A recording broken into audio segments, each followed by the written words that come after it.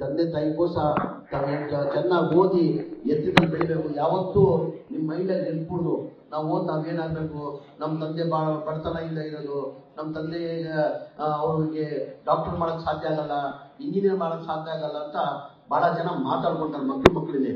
ಹಂಗಾಗಿ ನನ್ನ ಮೊನ್ನೆ ಯಾರು ಅವರು ಕೂತ್ಕೊಂಡ್ರಿ ಒಂದು ನಿಮಿಷ. ನಾನು ಮೊನ್ನೆ ಪ್ರಿಯಾಪಟ್ಟಣದಲ್ಲಿ ಹೇಳಿದೆ, ನನ್ನ ಭಾಷಣದಲ್ಲಿ ಹೇಳಿದೆ. ನಾನು ಪ್ರಿಯಾಪಟ್ಟಣದಲ್ಲಿ ನಾನು ಮುಂಚೆಯಿಂದ ನನ್ನ ಕ್ಷೇತ್ರದ ಮುಂಚೆ ಹೇಳಿದೆ.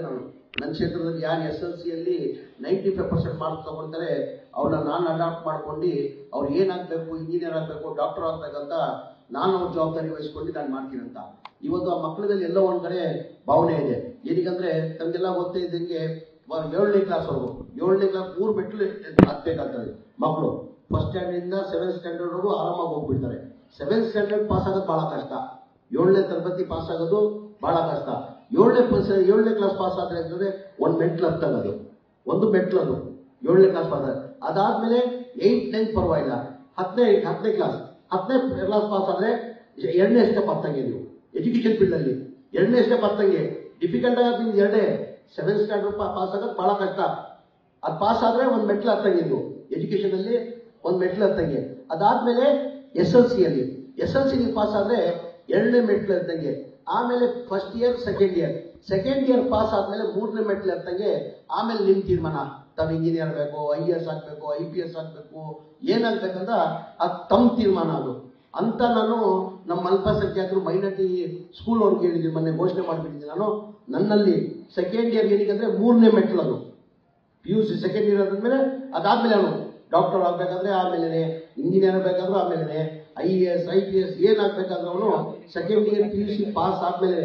ಸೆಕೆಂಡ್ ಇಯರ್ PUC ಯಾರು ಪಾಸ್ ಆಗಿ 98% ತಗೊಂತಾನೆ, 98, ಆ ಮಗುನ ನಾನು ಅಡಾಪ್ಟ್ ಮಾಡ್ಕೊಂಡು ಅವನು ಇಂಜಿನಿಯರ್ ಆಗ್ತಾನೋ, ಡಾಕ್ಟರ್ ಆಗ್ತಾನೋ, IAS ಆಗ್ತಾನೋ, IPS ಆಗ್ತಾನೋ. ಎಷ್ಟು ಜನ ಖರ್ಚಾಗ್ಲಿ, ಎಷ್ಟು ಜನ ಸಾಲ ಸೋಲ ಮಾಡಿ ಆ ಮಕ್ಕಳನ್ನ ಓದಿಸ್ತೀನಿ, ನನ್ನ ಜವಾಬ್ದಾರಿ. ಇದಕ್ಕೆ ದೇವರು ನನಗೆ ಭಗವಂತ ಇವತ್ತು ಅಲ್ಲ ನನಗೆ ಅವಕಾಶ ಕೊಟ್ಟಿದ್ದಾನೆ. ಅಲ್ಪಸಂಖ್ಯಾತರು ಮಂತ್ರಿ ಮಾಡಿದ್ದಾನೆ ನನಗೆ. ನನ್ನ ಇಲಾಖೆಯಲ್ಲಿ ನನ್ನ ಇದರಲ್ಲಿ ಅಲ್ಪಸಂಖ್ಯಾತರಂದ್ರೆ ಈಗೆಲ್ಲ ನಮ್ಮಲ್ಲಿ ಬರೀ ಅಲ್ಪಸಂಖ್ಯಾತರು ಅಂತ ಇಲ್ಲ, 25% ಬೇರೆ ಸಮಾಜದವರಿದ್ದಾರೆ.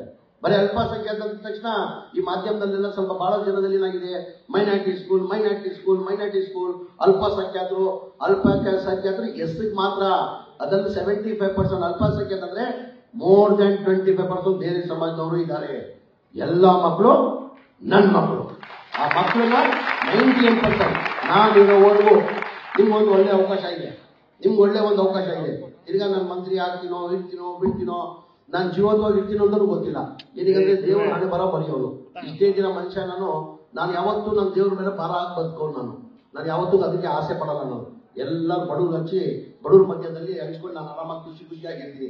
ಏನಕ್ಕಂದ್ರೆ ನಾನು ಒಂದೇ ಮಾತು ಹೇಳೋದು, ನಾವು ಸತ್ತಾದ್ಮೇಲೆ ಏನು ಆಸ್ತಿ ತಗೊಂಡೋಗಲ್ಲ. ನಾವು ಏನಾದ್ರು ತಗೊಂಡೋಗ್ತೀವ?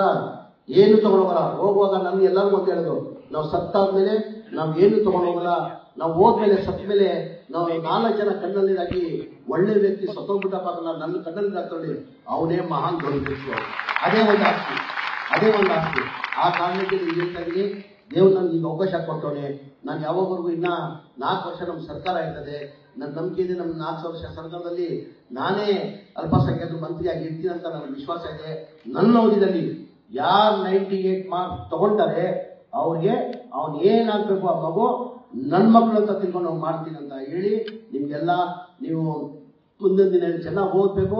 98% ಸೆಕೆಂಡ್ ಇಯರ್ PU ಯಾರು ತಗೊಂತಾರೆ ಆ ಮಕ್ಕಳನ್ನ ಜಿಲ್ಲಾನಿ ಎಷ್ಟು ಸಲ ಮಕ್ಕಳಿಗೆ ಅದೇನಾರ ಆಗಲಿ ಸಾಲ ಸೋಲ ಅದು ಮಾಡೋ ನನ್ನ ಸ್ವಂತ ಮಕ್ಕಳಿಗೆ ನಾನು ಮಾಡಲ್ವಾ? ಇವರು ನನ್ನ ಮಕ್ಕಳಿಗೆ. ಹಂಗಾದ್ರೆ ನೀವು ಯಾವ ಕಾರಣಕ್ಕೂ ನಾವು ಓದಿ ನಾವು ಡಾಕ್ಟರ್ ಆಗೋಕ್ಕಾಗಲ್ಲ, ಇಂಜಿನಿಯರ್ ಆಗೋಕ್ಕಾಗಲ್ಲ ಅಂತಲ್ಲ.